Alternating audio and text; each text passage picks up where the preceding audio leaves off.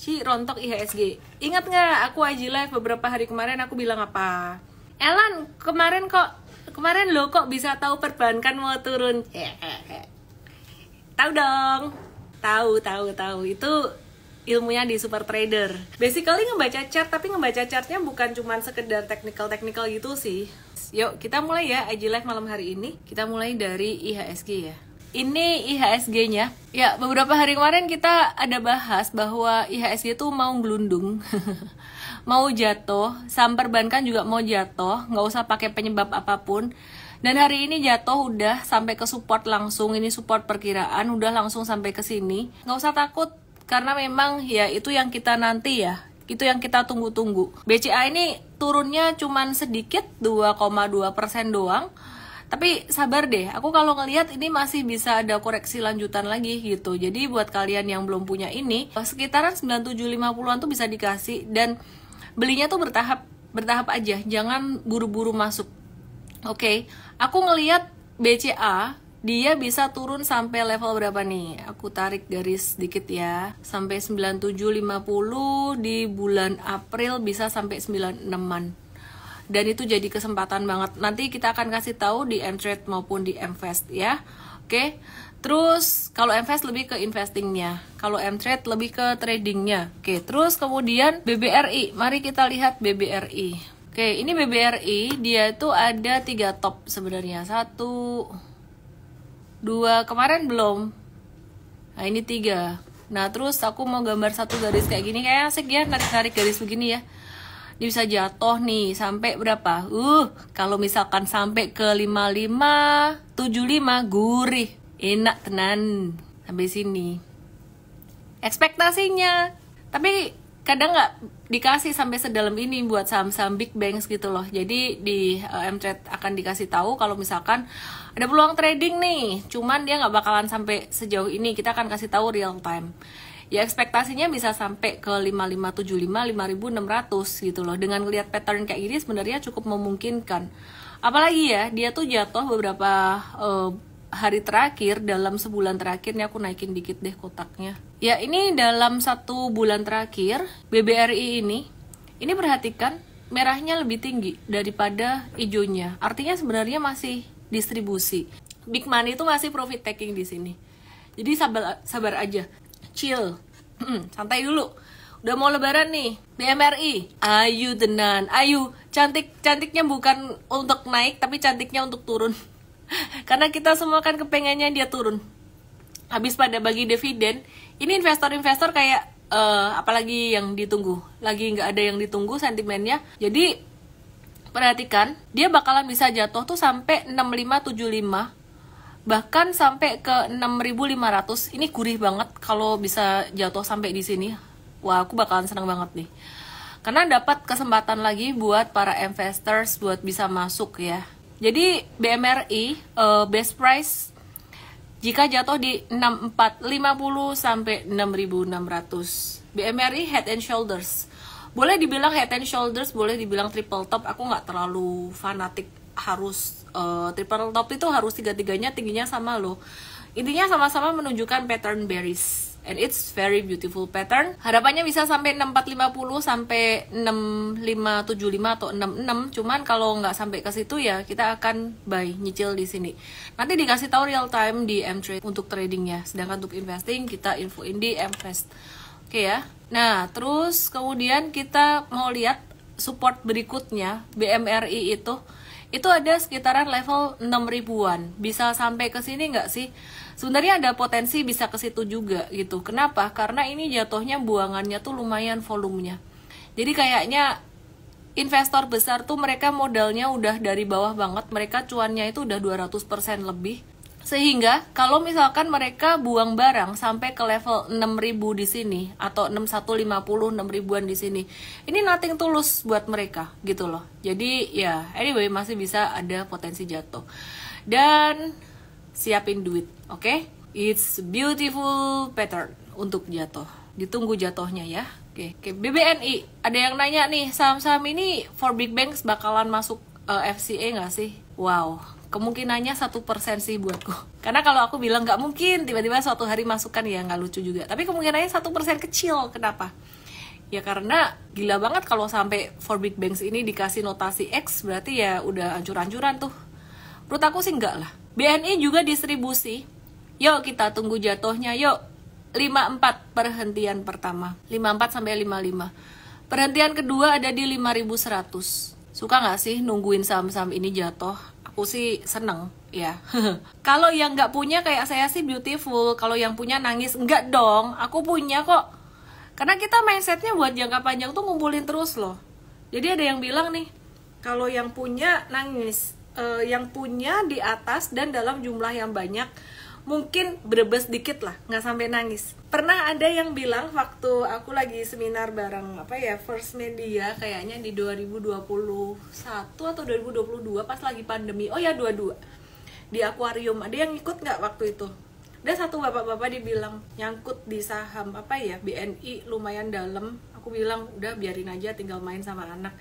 Sekarang udah jauh lebih tinggi daripada harga belinya dia gitu loh. Jadi ya gak usah dipikir lah. Kalau misalkan kemarin ada sempat beli ketinggian dikit, ya udah nggak apa-apa, biarin aja, ntar juga balik kok.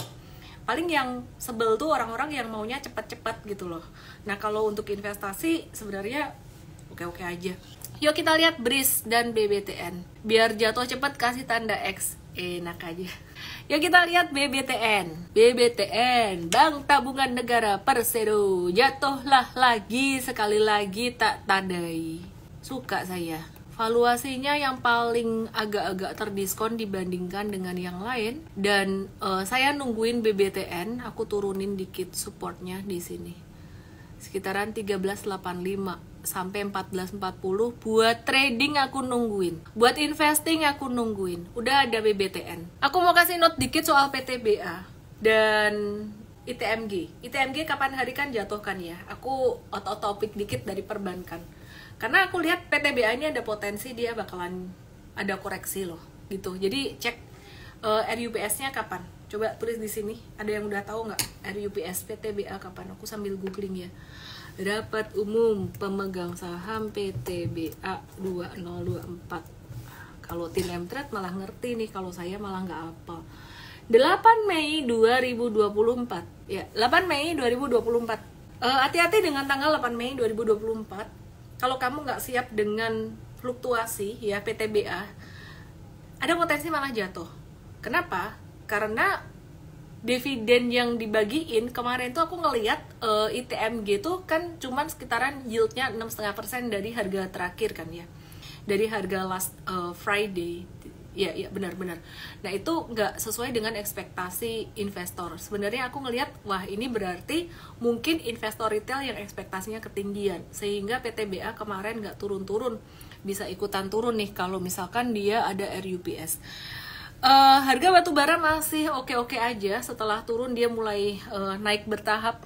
Tapi buat PTBA-nya di sini perhatiin, dia udah mulai breakdown dari pattern rising wedges-nya.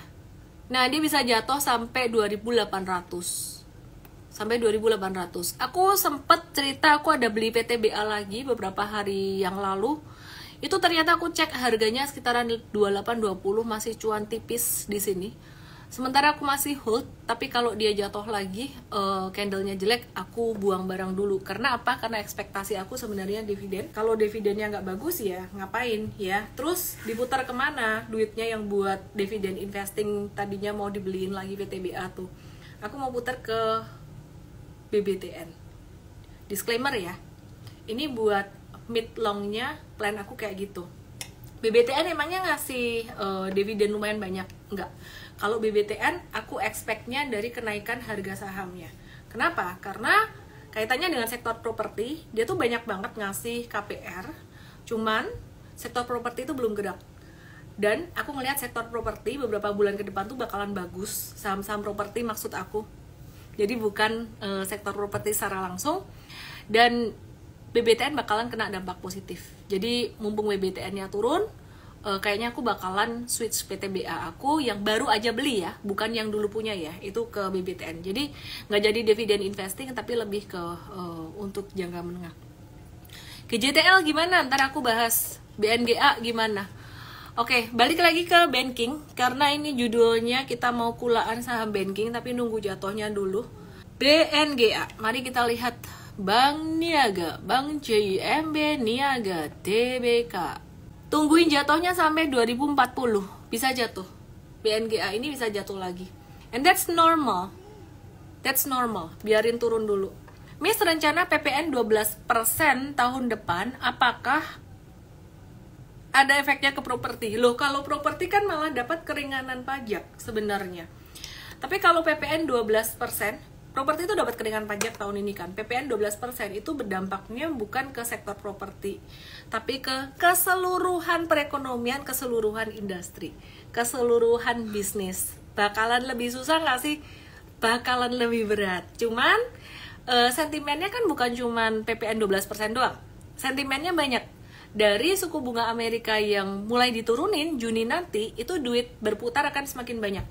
Dan harapannya, ekspektasinya investasi asing masuk ke Indonesia itu semakin bagus. Asalkan gak dikorupsi. Oke ya. Aku mau kasih satu berita bagus dulu. Satu berita positif dulu. Nih, aku mau kasih lihat satu chart di mana PMI manufaktur China itu melompat untuk pertama kalinya dalam 6 bulan. Nih, aku mau kasih lihat kalian ya. PMI manufaktur itu menunjukkan manufaktur ya, pabrik-pabriknya mereka itu lagi berkembang nggak? Nah, ini tuh udah di bawah angka 50, itu udah hampir setahun loh. Dari April kemarin. September itu pas di 50, habis itu turun lagi. Jadi sebenarnya China tuh lagi mengalami perlambatan perekonomian yang luar biasa banget. Nah, bulan Maret ini, buat pertama kalinya, dia tuh langsung soaring naik 50,6. Tahu nggak kenapa? Salah satunya karena ada BLT di China itu, BLT-nya gede-gedean. Dan di sini manufakturnya dia udah mulai gerak lagi. Naik di atas angka 50 artinya manufakturnya China, pabrik-pabriknya tuh mereka lagi ekspansi. Ada kabar bagus lagi. Nggak cuman China, Indonesia. Gimana kabarnya Indonesia? Indonesia itu manufakturnya, itu PMI-nya, dia juga naik meroket tertinggi selama 2,5 tahun terakhir ini. Coba diperhatikan, chartnya nggak sampai sejeglek China. Kalau China kan tadi chartnya kan drastis banget dari bawah ke atas. Tapi Indonesia sendiri diperhatikan di sini, dia tuh udah sempat mengalami perlambatan perekonomian dari September, Oktober kemarin, November ini perlahan beranjak naik di tahun 2024 awal. Dan di Maret kali ini tuh naik ya tertinggi selama 2,5 tahun terakhir di atas angka 50 ya, di angka 53,8 atau angka berapa ya dia? Sebentar, cek. 54,2, malah di angka 54,2. Artinya apa? Artinya ekonomi Indonesia gerak. Kok bisa sih barengan Indonesia sama China? Ngefek nggak? Dari China dan Indonesia ini ngefek nggak? Sangat ngefek sekali. Jadi kalau perekonomian China bergerak, Indonesia juga bergerak ya. Oke, aku mau kasih tahu untuk workshop super tradernya udah full book. Jadi sorry banget buat yang nggak dapat seat. Kalian yang waiting list kayaknya susah banget dapat seatnya. Tadi tim kita ada kasih tahu. Oke. Next, aku akan bahas BRIS setelah GJTL. BRIS ini syariah, layak nggak sih ditungguin, dinanti-nanti layak nggak? BJTM juga nih nanya nih, pada nanya BJTM. Bentar, aku mau bahas perbankan dulu mumpung perbankannya mau runtuh. Beautiful pattern, biarin dia runtuh dulu. BRIS, runtuhnya kenapa? Jahat banget, masa runtuh malah seneng? Seneng dong. Buat saham-saham yang fundamentalnya bagus, asal nggak kena notasi X dan kayaknya nggak deh, nggak bakalan kena notasi X ya. Di sini dia potensi lanjut terkoreksi buat BRIS-nya. Nah, khusus buat BRIS ini aku mau lihat monthly chart dan aku pasangin Fibonacci di monthly chartnya. Sadis banget Fibonacci-nya, aku ngambil dari Desember kemarin karena memang tinggi banget di situ. Dan aku mau taruh tertingginya di bulan kemarin, di bulan Februari di sini. Nah, ini kalau lihat dari Fibonacci, bakalan ada diskon sekitaran level 2400. Terus ada diskon lagi 2230. WD kok bisa? Jauh banget gitu. Tercapai nggak sih? Bakalan tercapai nggak? Ini kan monthly chart ya. Jadi perhatikan di sini, kalau monthly chart. Ini kan habis naik kenceng, kita lihat dari historical ya, si BRIS ini, Bank Syariah Indonesia, dia tuh naik kenceng dari 4 Mei 2020 sampai tertingginya tuh di Januari 2021. Waktu itu rally-nya kayak gini nih. Aku mau kasih satu info lain buat ngukur. Dia naik 2100% lebih. Dan abis itu jatuhnya dalam beberapa bulan itu jatuh 56% dari puncaknya. Jadi kalau ditanya Fibonacci 50 itu bakalan bisa kesentuh nggak? Bisa banget. Aku ambil supportnya dari low-nya dari Desember ya. Nah, BRIS ini dia bisa turun kalau sampai pakai Fibonacci 50%, artinya turun 50% dari puncaknya di Maret kemarin, di bulan Maret kemarin, bukan Februari, sorry, di Maret kemarin itu bisa jatuh sampai 2200 pada April dan Mei. Jadi ada zigzagnya dulu, nggak langsung di situ, 2200 pada April dan Mei. Jadi kalau kalian nanya, ini ada sentimen nggak nih? Sell on May and go away for holiday, itu udah dimulai dari sekarang. Jadi nggak di bulan Mei-nya, ini udah dimulai dari sekarang, gitu. Ya, perkiraan aku, April, Mei, ini trennya untuk Big Banks, dia bakalan agak-agak turun. Terus komoditi masih bisa naik.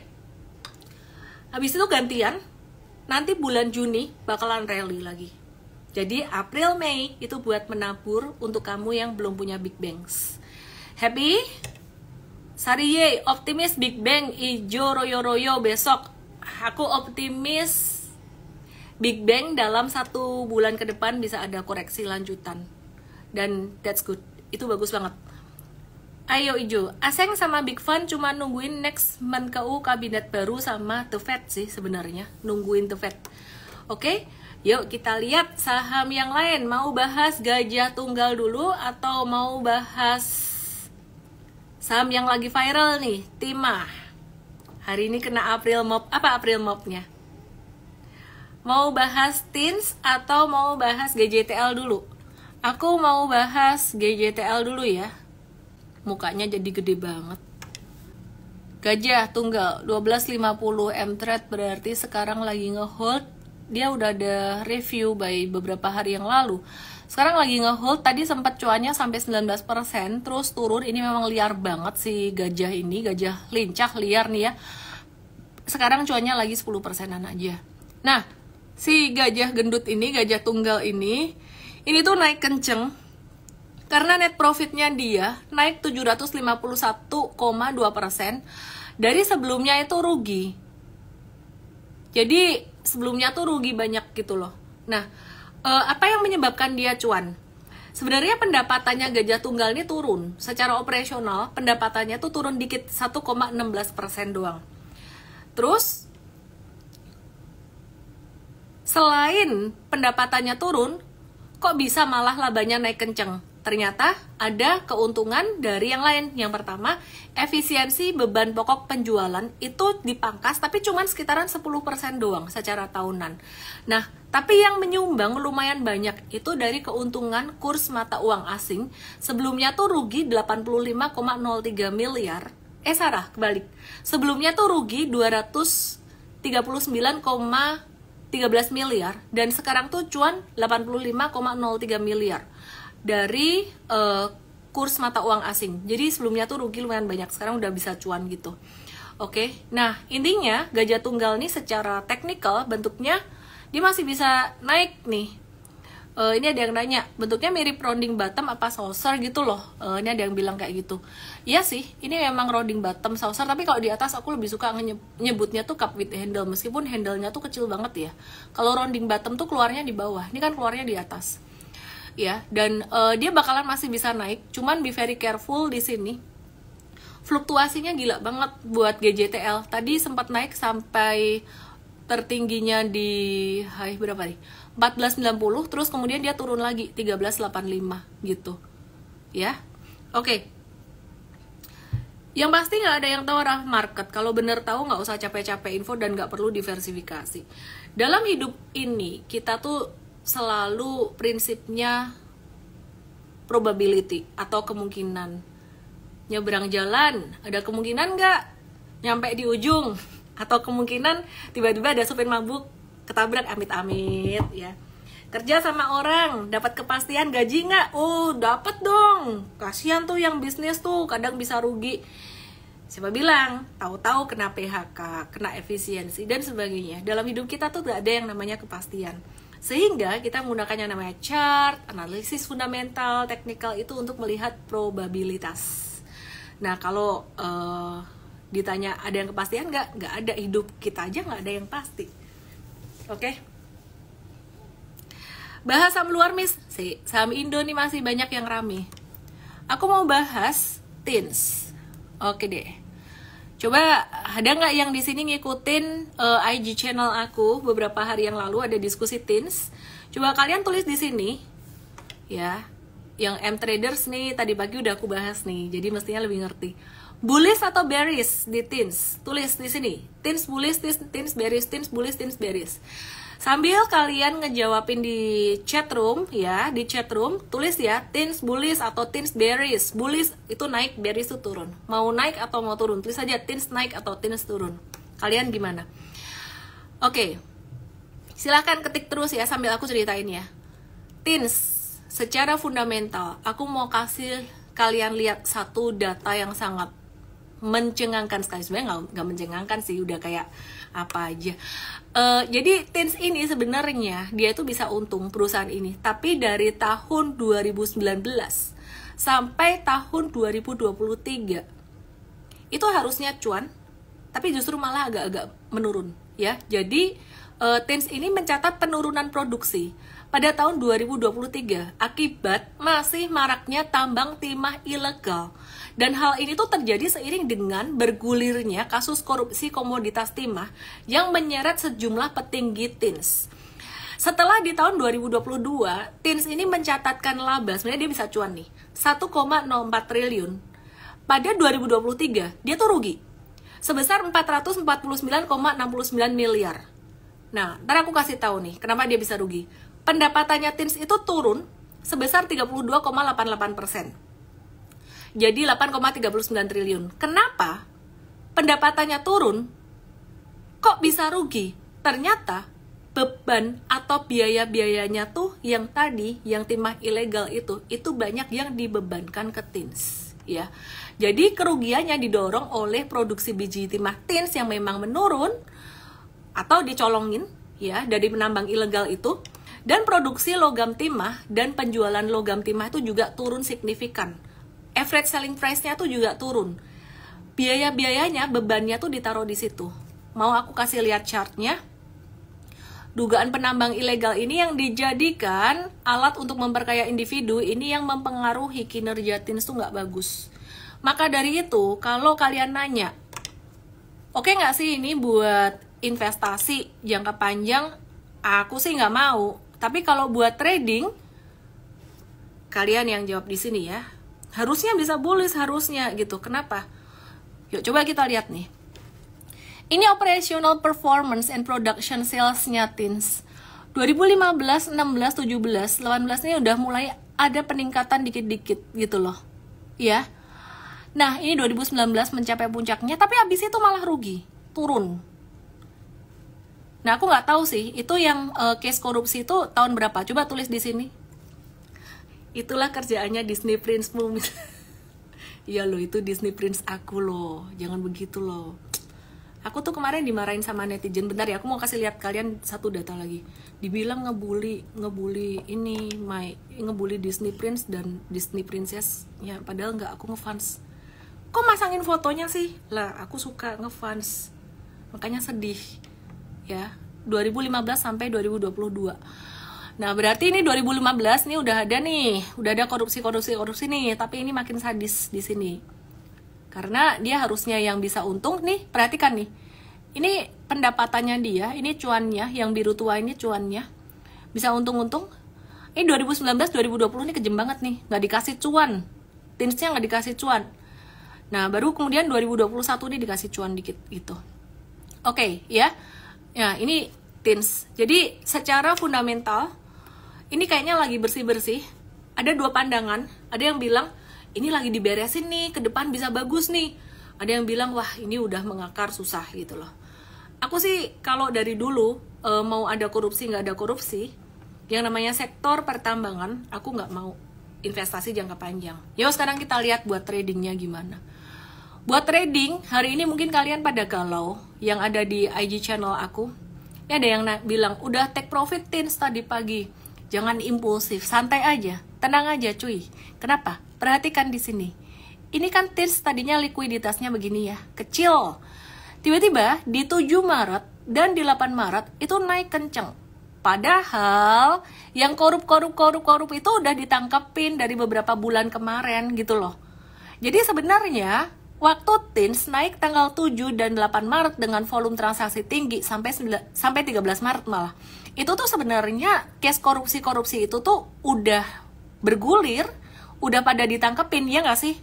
Gitu loh. Coba kalian tulis di sini, bener nggak udah ditangkepin beberapa bulan yang lalu gitu. Nah, jadi heboh tuh karena ada suami seleb yang ditangkap gitu. Aku nggak mau sebut namanya, tapi kalian udah tahu. Nanti dibilang aku ngebully lagi.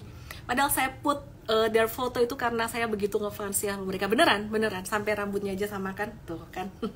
Beneran ngefans. Sedih aja liatnya gitu loh. Oke, nah perhatikan di sini.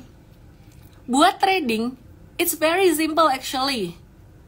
Jadi hal mudah, jangan dipersulit. Jangan dibikin complicated. Mau ada korupsi, mau ada apapun di sini tuh investor gede masih ngumpulin barang dari 8 sampai 13 Maret. Nah, kok bisa tahu investor gede yang ngumpulin? Bukannya ini retail remah-remah rengginang. Retail remah-remah rengginang mah nggak bisa naikin volume dari segini kecil begini jadi tinggi banget. Terus ini tuh rapi banget, tau gak sih? Ini rapi banget. Jadi rapi bangetnya tuh perhatikan, dia naik dengan volume tinggi tuh ijo, terus pas merah tuh buangannya tuh kecil-kecil. Oke, pertanyaannya, pattern seperti ini ya, ini disebut dengan pattern pennant ya. Mungkin masih ada kemungkinan turun sampai 770 dikit. Pattern seperti ini bisa failed nggak? Jadi kalau dia naik, dia berhasil breakout, itu breakoutnya sebenarnya bisa sampai sini nih. Aku mau kasih tanda ya. Oke, dia breakoutnya aku taruh di sini. Disclaimer ya, kalau melihat pattern ini bisa sampai ke 1135. Nah, tapi sebagus-bagusnya pattern, yang namanya saham dan hidup ini tuh nggak ada kepastian kayak yang tadi aku bahas. Jadi tetap siapin stop loss. Secara teknikal nih nggak ada masalah. Meskipun sebenarnya secara berita udah acak-acakan tuh korupsi parah banget gitu loh. Ada yang bilang sentimennya ini positif nih lagi bersih-bersih. Aku sih bodo amat lah orang mau mengartikan itu positif negatif. Aku ngelihat ini aja. Jatuh dari 760 ya goodbye my love gitu aja, nggak usah yang dipikir sampai gimana-gimana. Oke. Karena ada Crazy Rich Pani juga, Miss. BUHL makin viral. Apaan sih? BUHL apaan sih? Oke. Crazy Rich Pani. Paninya udah ketinggian sih. Oke, terus aku mau bahas saham properti. Tadi mau bahas properti, nggak jadi ya. Dipom-pom karena punya banyak salah. Aku belum beli.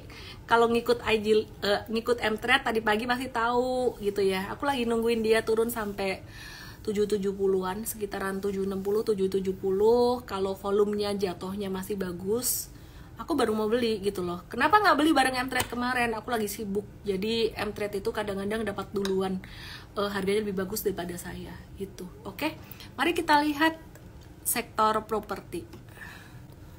CTRA SMRA Pewon ini bakalan dibahas di Mfest Gathering beberapa hari lagi. Kita akan umumin di WA Community Mfest ya. Valuasi udah nggak murah lagi. Ya masih ada diskon dikit lah, tapi nggak begitu murah. Tapi kita ngelihat dia trennya secara teknikal udah mulai membaik untuk CTRA. Jadi kita mau nungguin di 12.55. Cuman saat ini aku masih memprioritaskan sektor komoditi buat trading. Sedangkan investingnya kita masih memprioritaskan nungguin perbankan jatuh. Jadi properti ini kita kayaknya bakalan prioritiin dia di bulan April akhir kayaknya ya, pekan ketiga atau keempat April gitu. Miss bahas Telkom sebentar, sabar ya. Jadi SMRA dia bakalan ada retracement bisa 505 sampai 510-an gitu. Wait and see aja, cakep dia retracementnya, dan supportnya di 505 ini benar-benar support yang murah banget gitu ya. Kemungkinan perbankan jatuh kapan? Ini udah jatuh, bakalan mau lanjut lagi beberapa hari lagi. Mungkin besok naik dikit, abis itu masih bisa ada koreksi lagi. Tadi aku udah bahas di awal perbankan. Pewon kemarin naik tanggal 26 Maret, tunggu retracementnya yang belum dapat, masih bisa dapat kemungkinan sekitaran 416-an. Sentimen positifnya, pemotongan suku bunga itu diharapkan bisa menjadi sentimen positif buat saham sektor properti di tahun 2024, dan juga ada pemotongan atau penurunan suku bunga acuan Bank Indonesia. Ada ekspektasi turun dari 6 menjadi 5,5%. Terus pada kuartal 4 2023 ini KPR juga menyumbang 75,89% dari total pembiayaan rumah. Nah, maka dari itu aku lebih suka di BBTN-nya sebenarnya. Oke, PTBA udah dibahas ascending ininya jatuh, dan tadi aku udah bahas ya bahwa aku yang dividend investing yang beli baru, aku kayaknya bakalan cancelin, aku bakalan tuker ke saham yang lain yang valuasinya masih agak-agak murah. Salah satunya BBTN. Oke? UNTR gimana? Masih bisa buy jelang dividen? Sigit, view dividen investing aku berubah sejak kejadian ITMG kemarin yang menunjukkan bahwa retail itu ekspektasinya terlalu tinggi. Sehingga dividen investing kayaknya aku nggak bakal masuk lagi tahun ini. Dan aku tinggal ngehold aja PTB aku yang tahun kemarin gitu. Oke, terus Antam gimana? Dari beberapa watchlist and trade, Antam ini menjadi salah satu watchlist kita. Dimana tadi kita sebenarnya ada nyolong start, tapi nyolong start itu tidak selalu dapat lebih murah. Kadang-kadang nyolong start bisa dapat agak-agak mahal juga gitu loh. Jadi best price-nya di 15.50, tadi kita nyolong start kemahalan dikit. Cuman pattern-nya ini retracement-nya udah cukup oke. Sehingga Antam di 15.55 ini bakalan ada potensi pantulan yang cukup bagus dalam jangka pendek, bisa sampai 16.50 sampai 16.70. Cevin gimana? Kinerjanya bagus gitu loh. Kadang-kadang memang di pasar saham ini agak-agak aneh. Yang kinerjanya bagus nggak naik-naik, yang kinerjanya nggak begitu bagus bisa naik. Cevin jangan dulu ya. Dia balik ke masa sideways-nya, dia bahkan bisa turun sampai 468-an. Intinya dia lagi sideways dulu. UNTR gimana nih UNTR? Sama ASII, mau naik nggak? Kuat mulu nih ASII-nya. UNTR tuh anak usahanya ASII, perhatiin di sini.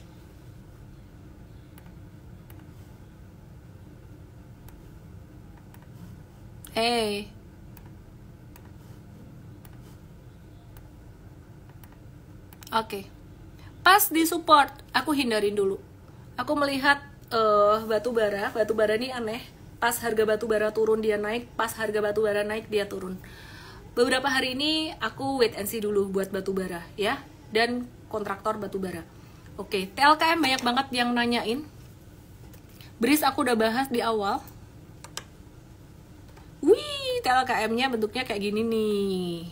Ada yang ingat kemarin aku bilang TLKM support di berapa? Ingat nggak? Tulis di sini dong, tulis di sini. Big Bang masih bisa turun nggak, Miss? Udah aku bahas di awal tadi, awal banget masih bisa. Cuman turunnya itu bisa kena ke support kita, bisa nggak juga gitu loh. Jadi belinya nyicil. Kan ekspektasinya kan di support gitu ya. ASI lupa bahas, bentar. Ini Ari Tonang Daniel bilang 3.400. Iya, jadi supportnya TLKM tuh di 3.400 kan. Nah, ini udah hampir kena nih. Terus keluar 2 candle ini. Buy nggak nih? Sabar dulu Bapak Ibu. Kenapa? 2 ini nih dibandingin yang 3, ini masih lebih kuat bear-nya daripada bull-nya. Bull-nya baby bull. Bear-nya ini lebih galak. Jadi wait and see dulu lah. Telat juga nggak apa-apa kok. TLKM kalau dia sideways di bawah, dia itu akan ngebentuk pattern inverse flag loh. Inverse flag tuh nggak bagus. Jadi wait and see dulu ya. Oke. BBYB gimana nih? Beberapa hari kemarin sektor bank digital tuh juga sempat aktif, tapi sekarang gimana? sabar, ditunggu aja. Aku ngelihat dia masih akan ada koreksi juga karena yang gede-gede big bangs-nya aja turun, apalagi BBYB. Aku mau ngebahas S Hardware, udah mau deket lebaran, sektor retail gimana. Ternyata retail tuh yang menarik cuman S Hardware doang saat ini. Tadi aku habis ke S Hardware, iseng. Jadi mau beli beberapa barang sebelum ke S Hardware, aku ada cari-cari dulu di marketplace gitu. Jadi di marketplace tuh harganya bisa setengah atau seperempatnya dari S Hardware. Dan tahu nggak sih merek Chris Bow itu kan Indo punya ya, itu Indonesia loh. Chris apa tuh namanya, singkatan nama orang, ada yang tahu nggak Chris Bow? Ya jadi kalau aku lihat S Hardware ini dia ngambil cuannya dari barang-barang itu lumayan banyak gitu loh. Nah, untuk fundamentalnya kita akan bahas di MVS Gathering ya, beberapa hari lagi. Ditunggu aja pengumumannya di WA Community. Teknikalnya bagaimana dengan S Hardware? Harga barang S mahal-mahal, ya emang mahal-mahal ya. Kalau nggak ini, kalau nggak urgent, biasanya orang-orang memilih beli di marketplace gitu. Jauh lebih murah, bisa seperempatnya. Kristanto Wibowo, oh iya, Kristanto nggak ngerti lah. Ases tadi dapat di best price sebenarnya di 860. Mtrade kayaknya tadi ada remind untuk Asesnya atau S Hardware. Dimana ini sebenarnya beberapa hari yang lalu 20 Maret itu kita ada review buy dan ada profit taking untuk tipis, tapi untuk yang jangka pendek, jangka menengahnya kita masih ngehold. Tadi yang jangka menengah kita ada remind buy lagi untuk Ases, kayaknya jangka pendek juga ada. Aku lagi nggak bisa masuk ke Mtrade-ku sendiri, ya. Jadi tadi ada satu pullback atau satu retracement yang cukup bagus gitu ya. Saya udah tahu lama kalau Ases mahal barangnya, hahaha. Kita beli sahamnya aja kalau gitu. Oke ya. Gombal loh harga 100.000. Mana tadi aku beli gombal? Tapi dibeli. Kenapa? Karena perlu. Gombal. Tahu gombal ya? Lap. Kayaknya isi berapa ya tadi? Isi berapa piece itu 100.000. Anyway. ASI gimana? Apakah ada tanda mantul? Kelupaan dibahas tuh tadi. ASI gimana? Astra International masih sideways dalam range 51 sampai aku naikin sidewaysnya 5375. Sekarang lagi deket-deket support. Jadi kalau kamu mau beli buat jangka menengah panjang, ini pas lagi murah. Atau nggak beli juga nggak apa-apa, just wait and see aja. Candle-nya aneh banget sebenarnya. Candle dan volumenya tuh aneh banget. Biasanya kalau keluar kayak gini tuh di atas, tanda distribusi tuh di atas, tapi ini di bawah ada tanda distribusi gitu loh. Makin kecil sih distribusinya. Jadi kita wait and see ya. Ini tanda orang-orang yang kayaknya nyangkuters, atau mereka mungkin kena for sale, bisa juga nih. Kok jatuhnya gede gini. Nah ini makin kecil, buangannya tuh makin kecil. Sehingga kalau buangannya makin kecil, nyangkutersnya udah mulai berkurang, dia bisa naik. Kita wait and see aja dulu. Oke.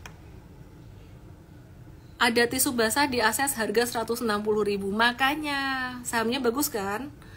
Oke, Indi, aku out of topic dikit, aku mau bahas Indi, Indika Energy. Ada berita bagus dari Indi. Tapi tadi aku kan bilang, perbankan aku lagi avoid dulu dalam beberapa hari ini. Mtrade udah ada Indi dan sekarang lagi posisi ngehold. Ada yang dari bawah sini udah cuan. Anak usahanya Indika Energy atau Indi ini itu mengakuisisi PT Natura Aromatik Nusantara atau NAN, perusahaan produsen minyak atsiri gitu. Jadi ada satu diversifikasi ke usaha dalam bisnis hijau gitu ya. Oke. Kita lihat di sini, teknikalnya dia habis breakout, masih cukup oke, tapi udah mulai waspada profit taking. Ini udah bukan buat dikejar lagi. Aku mau kasih satu kesimpulan buat kalian yang tadi telat masuk. Aku ulang lagi untuk sektor perbankan. Perbankan masih bisa jatuh, aku ulang lagi karena banyak yang nanya, minta diulang habis terawih. Sekalian aku mau menegaskan buat teman-teman yang lain yang tadi udah ikut juga. BCA hari ini dia breakdown dari garis merah ini. Ekspektasinya sih dikasih diskon sampai 9475 ya. Cuman kalau nggak dikasih sampai di sini, ya nanti kita akan kasih tahu real time melalui M-Trade untuk yang trading dan M-Fast untuk yang investing, kapan bisa nyicil gitu.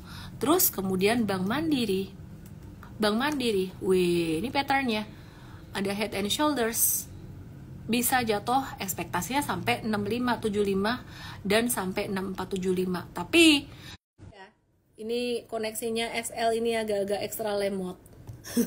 Copot dari wifi sebentar langsung nih. Iya, nge-lag sebentar. Oke. Nah, ini BMRI. Jadi dia masih bisa turun dan kita expect memang turun karena udah pada dapat dividen juga, nggak ada sentimen lagi sampai Mei nanti. Jadi ini akan zigzag April Mei ini agak-agak riskan untuk turun, dan ini jadi kesempatan buat kita. Ini ngapain ke Telkom ya? Sebentar. Tadi BBNI yang belum. BBNI juga sama. Ini breakdown di sini. Ini bakalan bisa ada koreksi ekspektasinya sampai ke 54 ya. Makanya jangan buru-buru waktu BRI dan kawan-kawan itu breakout. Kita waktu itu udah kayak udah tunggu aja dulu deh, jangan buru-buru deh. Nah, ini yang dollar cost averaging juga bakalan dapat modal lebih murah. Oke, jangan lupa teman-teman, kalau kamu punya anak masih kecil, aku lagi coba juga mencoba mendisiplin diri itu lebih susah daripada kita beli sekali banyak gitu loh. Tapi padahal dollar cost averaging atau nabung saham secara bertahap, khususnya saham-saham 4 big banks ini kekuatan bola saljunya tuh sangat bagus sekali jangka panjang. Ya, jadi keluarin pasang alarm di M-Fast. Kita akan mulai program DCA. Kita akan ada program DCA. DCA itu apa sih sebenarnya? Just basically ngingetin untuk nabung saham gitu loh. Jadi selalu ada yang baru. Jadi di M-Fast kita akan ada DCA program gitu.